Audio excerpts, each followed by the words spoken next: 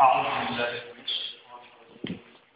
الله الرحمن الرحيم الحمد لله رب العالمين والعاقبة للمتقين والصلاة والسلام على رسولنا محمد وعلى آله وأصحابه أجمعين أما بعد السلام عليكم ورحمة الله وبركاته Hormatly Müslüman doğanları Allah Tebarek ve Teala novadaq cumhurunun ediyen ve etcek taadu ibadetlerini de dua dileklerini de ödergahına kabul eyler.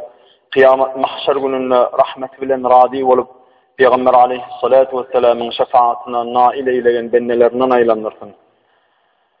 Ve iyilimiz günümüz için gicaha günlüğü armağan yardıman işleyen hormatlı prezidentimizin amcanın sağı başı dik olup hergir arkayın yurdunun aladasını, vatanının iyil gününün aladasını arkayın etmeklik için öz canının sağlığı ve maşkala ağdalarının amcanlarının sağı başlarının dikliğini Allah-u Teala nasip eyler.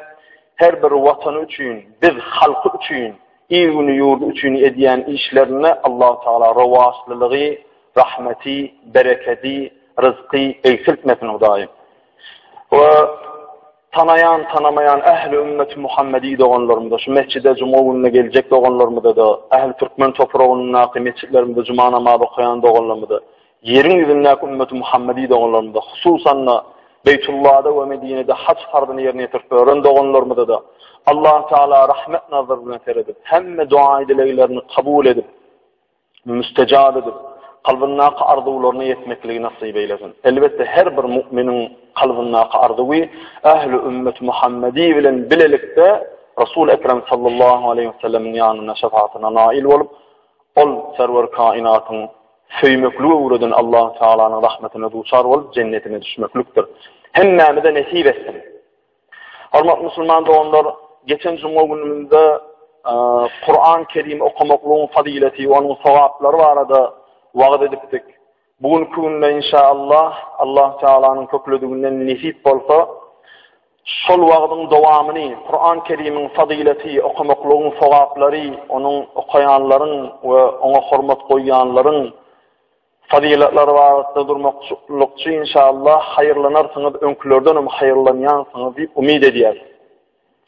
Hormatly Müslüman doğanlar, Allah Tebarek ve Teala Kur'an-ı Kerim'in Fatır suresinin 29. ayetinde şeyle diye: Euzu billahi mineşşeytanirracim.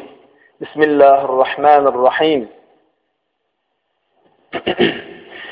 İnnellezîne yetlûne kitâballâhi ve akâmu's-salâte ve anfekû mimmâ razaknâhum sirran ve alâniyeten yercûne ticâreten len tebûr diye. Sadakallâhu'l azîm. Manası şeyle: elbette hakikatten şu Allah Teala Kur'an-ı Kerim'de asıl Arap dilinde inne değilse mutlak bir zada edecek oluyor. Hakikatten deyip bir zada edecek oluyor. İnne sözünü olmaya diye cemaat.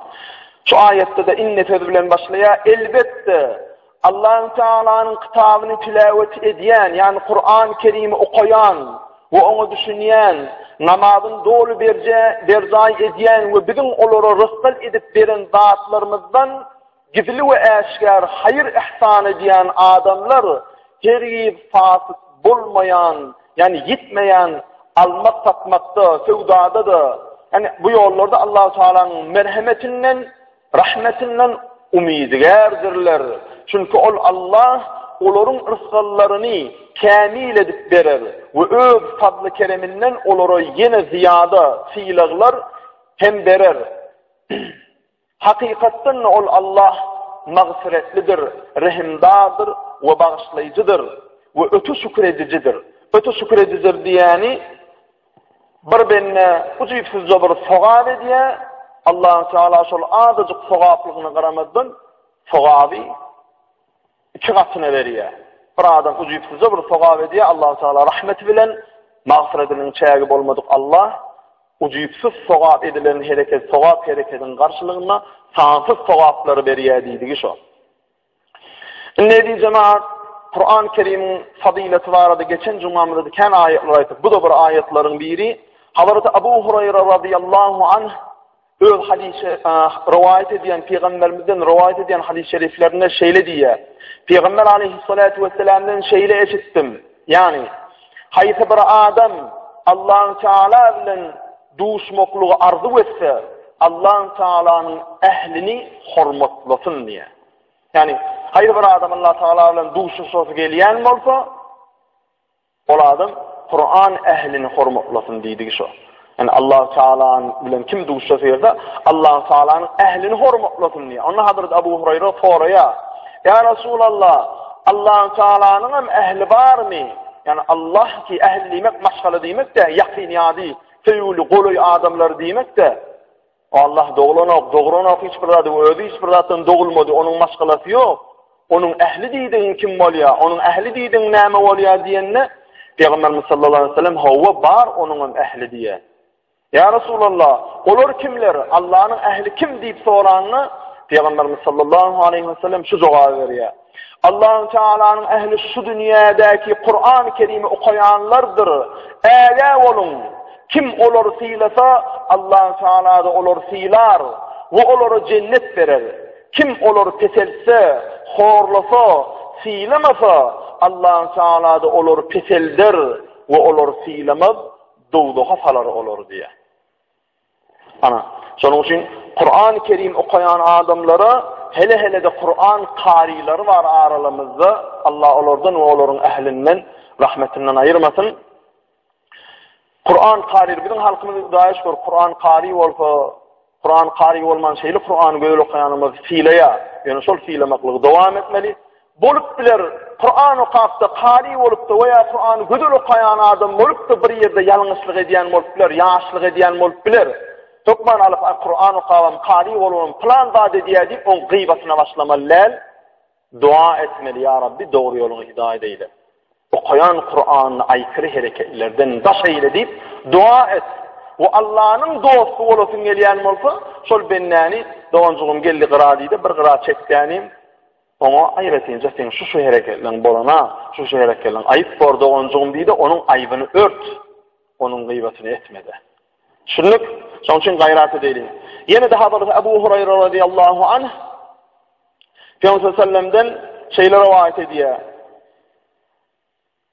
Allah Teala'nın Kur'an yanında Kur'an götürýänden hormatly ve fiilli adam yoktur. Hakikatten de Kur'an götürýänler Allah Teala'nın yanında her bir adamdan fiillidir. Dine peygamberlerden fiilli değerler diye. Yani peygamberimiz şöyle bir hadisi eşittir. Allah Teala'nın yani Kur'an götürýän diýdi, Kur'an okuyan, onu ýaşytan, ona hormat goýup, ona amel edýän diýdi şu. Şondan fiilli adam yoktur Allah Teala'nın yanında diye. Dine peygamberlerden fiillidirler. Yani Allah Teala'nın yanına birinci fiilli kim? Peygamberleri. Ondan soň birinci fiilli Kur'an-ı Kerim'i okuyan ve Kur'an kariler. Edi zaman aslında kari diýip tanaýarsın. Kari diýmek Kur'an-ı Kerim ýüzünden okap bilen her bir adama kari diýip bolar. Şun arap sözünde kari qara sözden gelen okap bilen diýmek, okuya diýmek. Hakik bizim şu Kur'an ýaşytan kari diýenler olara hakika aslında hafiz diýilýär. Yani ýaşytan. Enes İbn Malik radıyallahu anh Peygamberimiz sallallahu aleyhi ve sellem'den rivayet ediyor. Peygamberimiz sallallahu aleyhi ve sellem şeýle diýipdir: "Men size kıyamet gününde ümmetimiň afdalyny, yani en gowsyny öwretmäýinmi?" diýip sahabalarına aýdýar. Sahabalar da ya Resulallah elbette bize kıyamet gününde ümmetiň en afdalyny, gowsyny öwret, olan kimdigini aýt diýenne Peygamberimiz şu söz aýdýar: "Olar Kur'an okuyanlardır" diýär. İzinin sözün şeyli devam ediyor Resul-i Ekrem sallallahu aleyhi ve sellem. Kıyamet günü olunna Allah Teala aydar: "Ey Cebrail, mahşer meydanına gıyır. Kimde kim Kur'an okan bolsa yerinden tursun." Ol gıyırar. Yani Cebrail aleyhisselam 2-3 defa da gıyıracak. "Ey Allah Teala'nın benneleri, içinizden Kur'an okanlarınız varsa yerinizden turun" diyecek. Yani şu diýilýän meydan, şol sogam kämkä, günäm kämkä diýip, allym berdim milterediň öňündäki en kıyın gün, en agyr gün, şiddetli günne Allah Teala Cebrail aleyhisselam buyurjak, gıyır diýip. Cebrail aleyhisselam da gıyırjak: "Ey Allah'ın benneleri, içinizden Kur'an-ı Kerim okanlar ayretin saylanın" diýecek. Sonra Allah Teala'nın bennelerinden Kur'an okanlar yerlerinden sap olup turacaklar, setir olan ayrıtın bir yerde, hiç kıyın değil, yenil olan bir yerde duracaklar. Olan hiçbirinin ses çıkmaz diye. Hatta Allah Teala'nın peygamberi Davud Aleyhisselam, yani kıyamet gününde Kur'an-ı Kerim'i oğudun görünüşte okuyacak, Davud Aleyhissalatu vesselam yerinden turacak. Onların hatarında duranla Allah Teala aytacak onlara. Okan ve seslerini belen dedin. Okan ve seslerini belen dedin. O adamların öz yüreklerini, her bir öz yüreğini kuyulun görünüşte Kur'an-ı Kerim'i okuyacaklar, sesli görünüşte. Ses edip. Ve onların dereceleri, şu dünyada Kur'an-ı Kerim'i okanlarına nehil onu hormat koyulmalılar, nehil onu doğru okuyacak olup, nehil onu yanlışmayacak olup, nehil ondan o gözül okuyacak olup çalışanmalılar, şuna göre dereceleri büyük olur diye. Onda Allah Teala şeyle diyecek onlara, ey menin ehlim, yani Kur'an-ı Kerim okanlar Allah Teala ehli deydi ehli.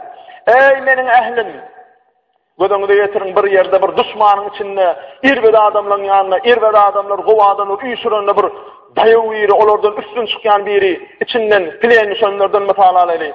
İçinden plan gelin menki bolar diýip arka çykanda nähilek adam gowalýar. Kıyamatda da sonun ýaly adaba uğrajak bolýanyň için Kur'an okanlar Allah Teala siz Kur'an okuyanlar geçin bu gara men ehlimsiz.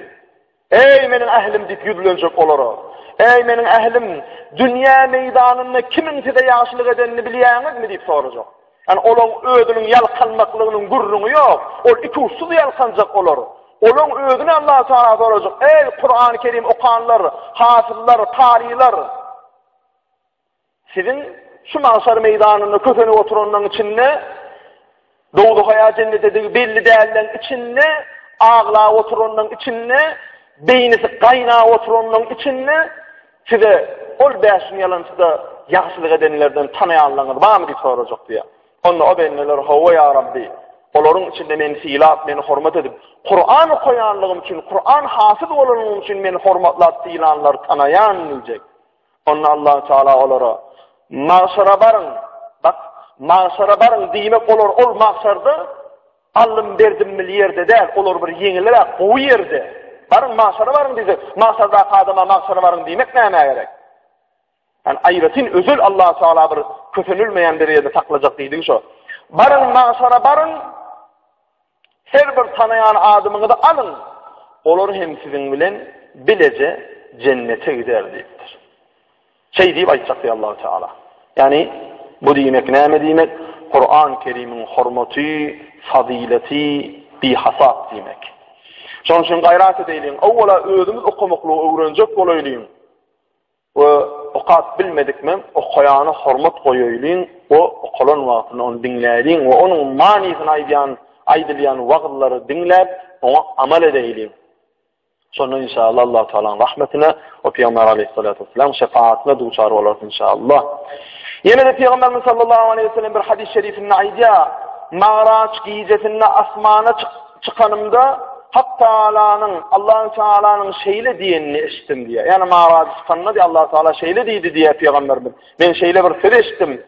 Ey Muhammed sallallahu aleyhi ve sellem, ümmetine 3 kişini silemaklığı emret. Yani Muhammed Aleyhisselam Allah Teala buyuruyor. Ey Muhammed Aleyhisselam, ey Resulüm, sen ümmetine 3 tane adamini silemaklığı, hürmet etmekliği buyur diye, emret diye. Kimleri? Kakani, alim adamini ve Kur'an karisi. Kur'an Kerim okuyan adamini götürýän adam, Kur'an Kerim götürýän adam yani hafız bolýar. Beýnisinde Kur'an götürýän adamini. Kakani ve alim adamini ve Kur'an Kerim götürýän adam, hafız Kur'an ya tutan adamı, karileri hürmet etmekliği buyur diye ey Muhammed Aleyhisselam diye. Ey Muhammed Aleyhisselam, ümmetini bu üçüsünü qaharlandırmaktan, pes etmekten âle et. Hakikatten menin gazabım olorun qaharını getirýäni güýçlener diye. Nauzubillah. Allah Teala buyuruyor, kakaların fiilemekliği, alim adamın fiilemekliği, ve Kur'an-ı Kerim'i hafız olan, Kur'an'ı tutan, Kur'an okuyan adamları fiilemekliği buyur diye, olar âge et diye. Eğer şolar fiileman, şolar ınzıttı, şolar qaharını getirse, menin qaharım güçlendirirdük. Yani Allah Teala olar qahar getir, yani qaharlanyanlığı belli, yönü men qaharım güçlendirir olar diye. Nauzu billah. Ey Muhammed Aleyhisselam, Kur'an ehilleri, olur menin ehlimdir. Olur menin yakinimdir. Olur dünyada Kur'an ehline silağı, hormat üçün sizin aranızda koydum diye. Yani Kur'an-ı Kerim'i okuyan ya tutan adamları silah hormat etsinler diye sizin aranızda koydum diye. Yani her bir adama Kur'an-ı Kerim'i netip etmedim diye. Şu. Yani Kur'an-ı Kerim okumak, o bir Allah'ın kelamını okumak, ol bir nur. Alım Allah'ın kıdemi, alım bir nurdan ne mi? Allah Teala nurdan olan ilmini layık görmese netip etmez. Layık görünne netip ediyor. Kime layık görüyor? Tesbihli, takva, halala yapışıp haramdan kaçacak olayana. Eğer olorun kursağında Kur'an saklanmadık bolsa di, dünya ve dünyadaki hem nedatları hem helak olurdu. Ey Muhammed Aleyhisselam, Kur'an götürünleri kıyamet gününe azap verilmez. Ya Muhammed, eğer Kur'an götürücü ölse, onu asmanların, yerlerin ve periştelerin ağlarlar, kıynanırlar. Ya Muhammed Aleyhisselam, hakikatten cennet 3 saniye kişiye karışanlar diye. Sana ve senin iki yollaşın, yani Hazreti Ebu Bekir Sıddık radıyallahu anh ve Hazreti Ömer Faruk ve Kur'an götürenlere. En cennet 3 tane kişi, Peygamber aleyhissalatü vesselam, onun 2 tane yoldaşı Hazreti Ebu Bekir Sıddık ve Hazreti Ömer Faruk radıyallahu anhum ve radu anhlara ve Kur'an-ı Kerim'i tutan ve Kur'an-ı Kerim okanlara karışanlar diye Peygamber sallallahu aleyhi ve sellem. Onun için gayret edelim cemaat. Peygamberimiz sallallahu aleyhi ve sellem yine de bir hadis-i şerifinin aydiya, hayrukum men teallemel Kur'an ve allemehu. Önkü cumamızda da bittik.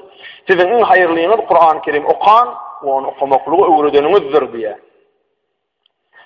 An Abdullah ibn Mes'ud radıyallahu teala anhu ennehu kal. Yani Abdullah ibn Mes'ud diyen sahaba radıyallahu anh rivayet ediyor. Kal aleyhissalatu vesselam aytti. Men qara'a harfen min kitabillahi teala felahu bihi hasenetun vel hasenetu bi'aşri emsaliha la aqulu elif lam harfun ولكن أقول ألف حرف ولام حرف وميم حرف رواه الترمذي. Tirmizi hazretlerinin kitabında Abdullah ibn Mes'ud radıyallahu anh rivayet ediyor. Ne diyor Peygamber sallallahu aleyhi ve sellem? Bir kimse Allah Teala'nın kitabından bir harf okusa, ona bir sevap verirler. Bir sevabı hem 10 esne köpüldüler diyor. Elif lam mim bir harf deyip aytmayarın diye. Elif ayrıtin bir harf, lam ayrıtin bir harf, mim ayrıtin bir harf. Yani her harf için ayrı ayrı 10 katına sevap verecek. Umar ibn Hattab radıyallahu anh rivayet ediyor. Ebu Müslim ve İbn Mace'nin kitabına geliyor. Peygamber sallallahu aleyhi ve sellem aydiyor.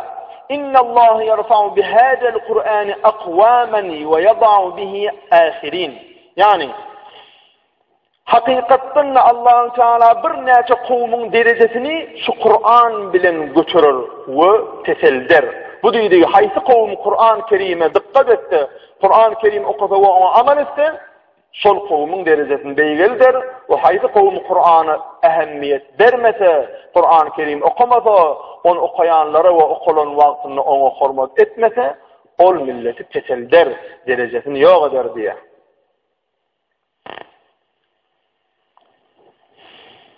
Yine de İbn Mes'ud radıyallahu anh Ebi Sa'id el-Hudri radıyallahu anh başlan rivayet ediyor Peygamber sallallahu aleyhi ve sellem'den Yekulullahu tebarek ve teala, yani Peygamberimiz Allah Teala'nın ağzından aydiyor. Men şegalehul Kur'anu an zikri ve mes'eleti a'taytuhu afdala ma utiye's sailine ve fadlu kelamillahi ala sairil kelami ke fadlillahi ala halqihi. Ravah Tirmizi. Tirmizi hazretlerinin kitabına geliyor bu da. Sa'id el-Hudri diyen sahabe rivayet eder radıyallahu anh. Haysi bir adamı Kur'an-ı Kerim'i okumak meni zikretmekten ve bana dile etmekten başarı etti.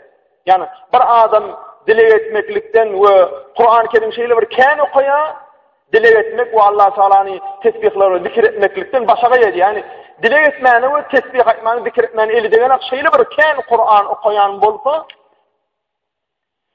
şol benne dile ediyenlerin hem diye artıkmaz zatlarını dile edilen dağıtınım eğer şu elini serip dile edeyen ya da ne dile edecek olsa şu edecek dileğinden artıkmaz zat vererin diye. Çünkü Allah Teala innehu alimun bidatis sudur. Şüphesiz Allah sudurun dahilini bilivücudur. Yani Allah Teala'nın kalbinde ne dileceğini bilip dur. O şun içinden hayırlısını sen dile etmeye elin dilene Kur'an okumakluk bilen ama Allah Teala şu Kur'an okuyan adamı dile etmeye elleymedi mi? Kur'an okumakluk bilen elleymedi mi? Şun kalbinde ne arzu var olsa dile etmeden hasıl eder diye. Allah'ın kelamının beylik kelamlardan artıkmaçılığı böyle Allah Teala'nın beylik bennelerinden artıkmaçılığı alır. Benne bilen Allah'ın yanına mümkünler. Yani Kur'an-ı Kerim'in artıkmaçılığı şeyle bir ulu değildiği şu. Peygamberimiz sallallahu aleyhi ve sellem yine de bir hadis-i şerifinde aydiya مَثَلُ الْمُؤْمِنِ الَّذ۪ي يَقْرَأُ الْقُرْآنَ كَمَثَلِ الْأَتُرْجَعَةِ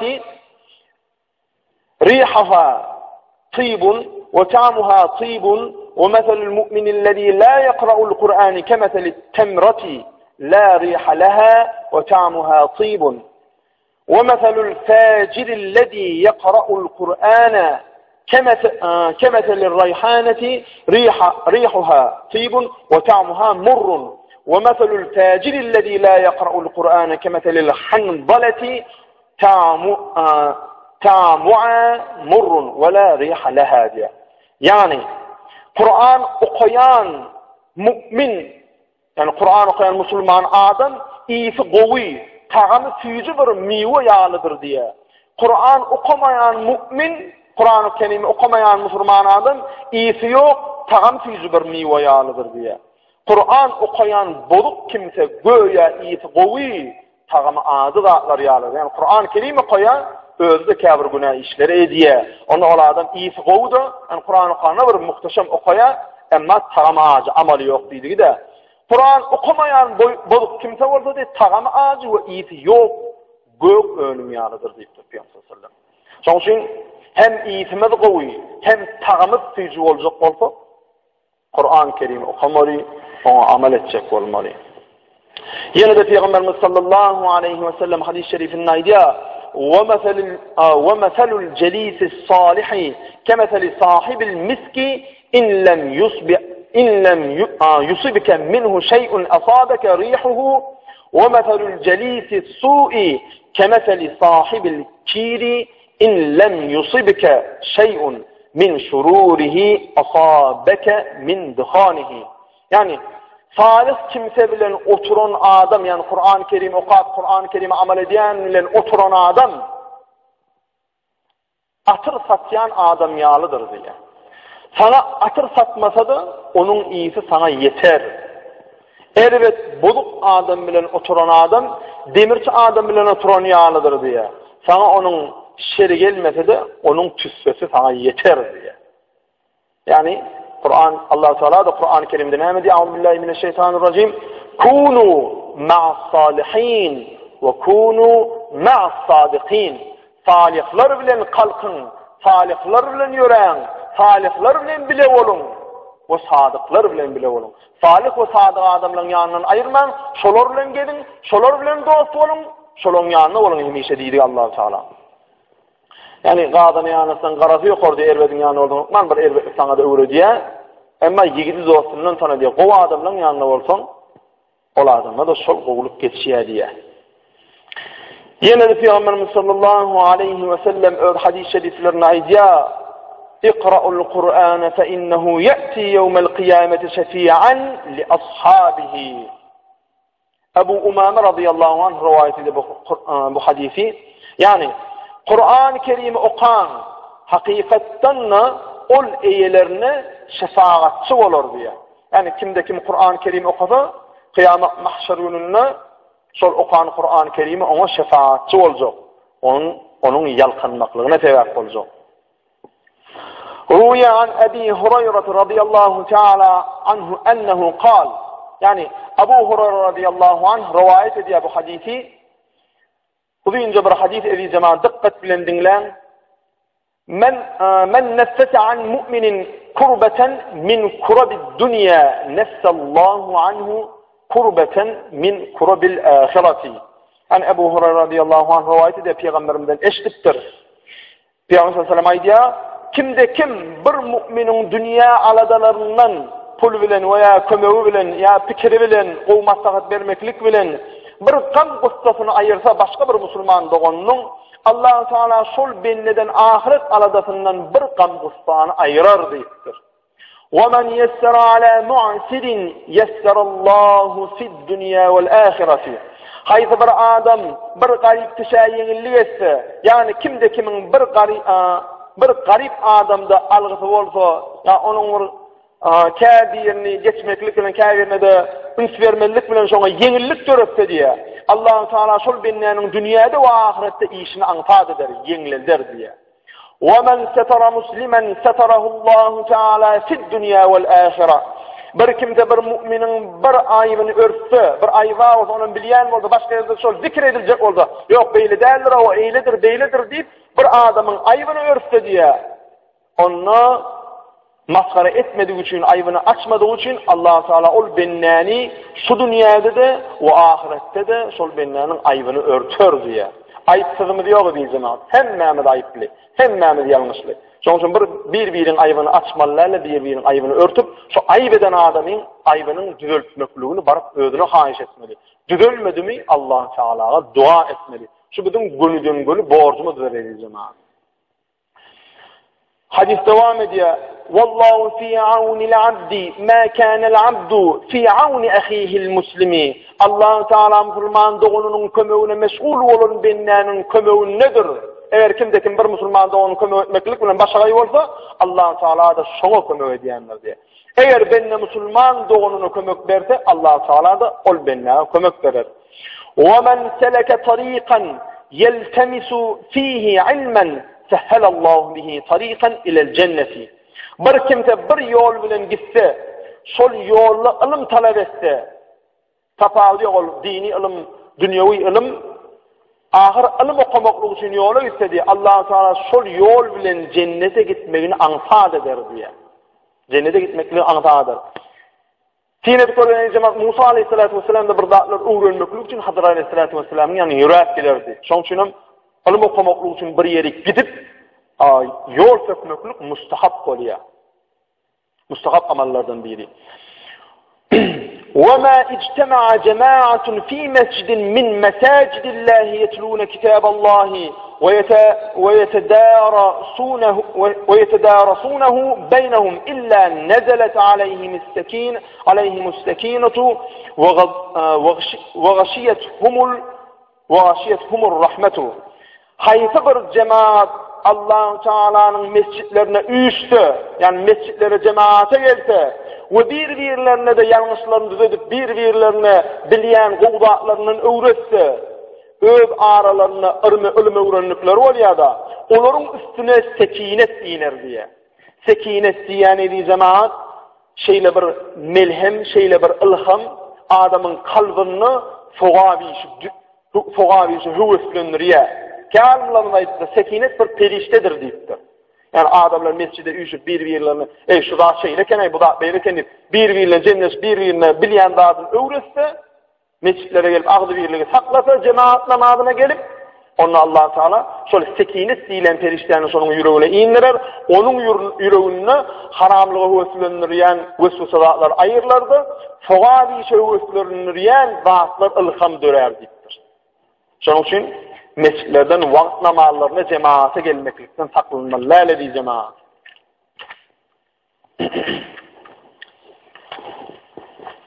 Hadis devam ediyor dedi cemaat. وَحَفَّتْ بِهِمِ الْمَلَائِكَةُ وَذَكَرَهُمُ اللّٰهُ فِي مَنْ عِنْدَهُ وَمَنْ بَطَأَ بِهِ عَمَلُهُ لَمْ يُسْرَى بِهِ نَسْبُهُ diye.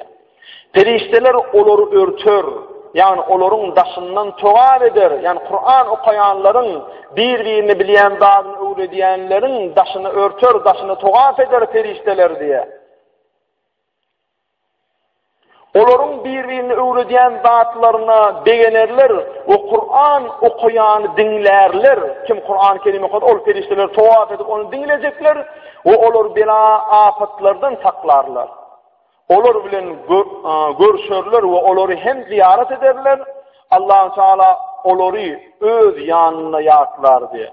Edi zaman Allah Tebaraka ve Teala'nın periştelerinin yanına yatlanılmaklık yalık var ulu derece olur. Eğer Allah Teala öz periştelerinin yanına yatlarını isteyen olsak, Kur'an-ı Kalim okat bilmeyen olsak, okuyanları hürmetü deyin, okuyacak olayın. O periştelerini Allah Teala aydır diye, ey periştelerim, bennelerime seridin, meni yatlayalar ve menin kitabımı Kur'an-ı Kerim'i okuyalar deyip periştelerini aytacak diye. Şunun için eğer Allah Teala'nın periştelerine, ey periştelerim, görün menin bennelerimi, olur Kur'an-ı Kerim'i okuyup meni yatlayalar diyen bennelerden olacak olaylığı diye cemaat. Yeri gelenine ömür yatladıktım, gıyız hacık edip 5 minutimiz var, şunu yatladayın. Geçen cumhurlarımızda da aydıptık, tezden aydıp yatlatmaklıkta bir fadilesi var. Bir gün Peygamberimiz sallallahu aleyhi ve sellemin yanına bir sahabe geliyor. Gelip de ya Resulallah, Medine yurdumuzda diye şehrimizde bir ötövçü geldi diye. Her günü onun kapısında bolup diyor diye. Heder ediyer, korkuyat, birden içalı olaymadın, düşmanın adından gelip de müfabırsanan olup, yurdumuzu öğrenip, üstümüze bela getiraymadın, yağı çozduraymadın diye. Sen Allah'ın Resulü, Allah ve Resulü kovu bileyenler, sen ol adamın bir de tanat ver diye. Sonra Resul-i Ekrem sallallahu aleyhi ve sellem, nerede ol adam diye, falan yerde planın kapısına, bariyalar şu adamın kapısına, görseler bir musafir otuyor diye. Barıp, Esselamu Aleyküm ve Rahmetullah, ve Aleyküm Selam ve Rahmetullah salamlaşıyorlar. Peygamberimize ayan, bu adamını göründen bir qovu adamdığını andı diye. Yağışı adamdığını anıp, ey doğru, kim varsın deyip soruyor. Ona ola adamaya, ya Resulallah diye, men bir garip benne diye. Men senin yanına varmaklığı özüme layık görümak, men bir günahkar benne diye. Senin yanında ilmi öğrenmeyen sahabaların her birinin yanına olup, senin öğrediyen zatlarından öğreniyen, sonun yalı bir garip bir yönü koyu adam men diye. Bir pesperlik diye. Sonra Resul-i Ekrem sallallahu aleyhi ve sellem şunun kalbına hurmutu beğenip, kalbi dolup, arkasına kakıp, arkasına elini koyup, ey doğanım, sen onun yalak hayırlı niyetin var olsa, ilmi öğrenmekinin niyetin var olsa, sen garip dersin diye, 4 sanık zat vardır, şol zatlar gariptir diye. Neyme garip ya Resulallah diyenine, Allah-u Teala'nın Resulü aydiya, eğer kimde kimin öğünde Allah-u Teala'nın Kur'an-ı Kerim'i var olsa, bizim hemmemizde var da, tozulması çık yatır veya oğudun qabın içinde yatır. Eğer onu kımmat, kızıldan kımmat, brillianttan kımmatlarının içine salıp, dede hormat edip, defesinden yukarıda bir yerde koysa, ondan ul hormat kanının kımmatlarda salıp, defesinden yukarıda yerde koyan, sonra da olsa sol Kur'an-ı Kerim'i açıp aram okumayan olsa diye, sol okulmayan Kur'an gariptir, sen garip dersin diye. Yine de bilin niye, eğer bir ovada veya bir şehirde mescit var olsa diye, sol mescidi de diye, sol halkın ovan veya şehrin adamları namaza gelip, ertir namaz, öğle namaz, ikindi namaz, akşam namaz, yatsı namazlarına gelip, cemaat olup namaz okumayan olsa, sol mescide gelip namaz okulmayan olsa diye, sol için cemaattan dolmayan mescit gariptir, sen garip dersin diye.